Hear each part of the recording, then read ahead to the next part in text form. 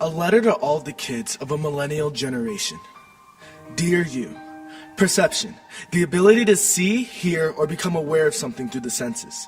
Perception, it's what affects how we see the world, our morals, values, and ethics. Perception can be seen as a tool that propels us forward or a burden that sets us back. The worst day ever. What really defines it? From the point of view of a millennial overflowing with cynicality, the worst day ever comes in a sundry of guises. At this point in a teenager's angsty life, the slightest form of anything can turn into the worst day ever. From the worker at Jimmy John's forgetting to put a slice of tomato in your beach club, to the facade of a jock in the hallway that pushes you down to exert his much-needed masculinity in the public, in hope that they don't notice that he has less IQ points than a piece of toast, or the fact that he came to school baked as a cake. And I really don't understand it. No, not the toast or the cake references, but how people are okay with living their lives so sensitively, pessimistically, numbly, and narcissistically. People are so blinded by their own ambitions and entitlement that they don't see the things that truly matter. The teenage day consists of a series of events that are universal to all of us millennials. 1. Wake up. 2. Brush your teeth, or at least I hope so. 3. Find some form of sustenance to complain to your authority figure until you get that said sustenance. 4. Find a way to not look like fish bait to your piranhas of classmates. 5. Go through your day misunderstanding your environment and taking every misfortune as God's way of smiting you for your crimes. 6. Coming home and giving yourself a pity party because of how your day went, and taking it out on people that don't necessarily deserve your sass because they probably had a day similar to yours.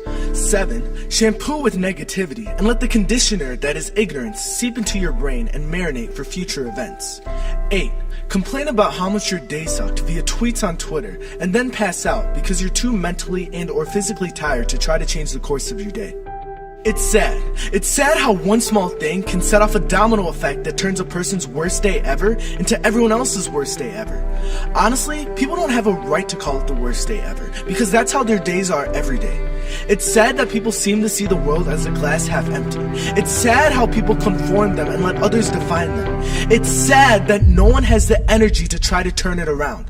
Don't let anyone define you. You write your own definitions. At the end of the day, it all goes back to you. People are so hung up on revenge and negativity, and someone needs to break the chain. A day can only be the worst day ever if you make it seem like the worst day ever. In a similar aspect, every day can be a good day if you make it a good day. Who knows? Maybe the slightest misfortune can turn into blessings in disguise. Maybe that tomato that the Jimmy John's worker forgot to put in your beach club saved you from salmonella.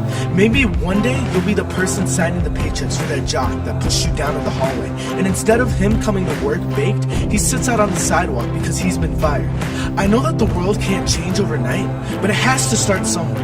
And maybe it's the fact that I prefer to be optimistic, or the fact that I'm tired of being tired. I know that people might not understand where I'm coming from, but for the people that do, be patient. Discover your own core values. Set clear boundaries. Learn from interactions.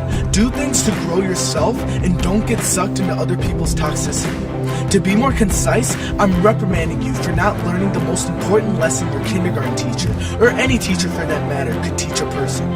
Treat people how you would want to be treated. That's the rub of all of this. The world would be such an easier place to live in, and it would save me some time since I wouldn't have needed to write letters like this. Perception, the ability to see, hear, or become aware of something through the senses. Perception, it's what affects how we see the world, our morals, values, and ethics. Perception can be seen as a burden that sets us back or a tool that propels us forward.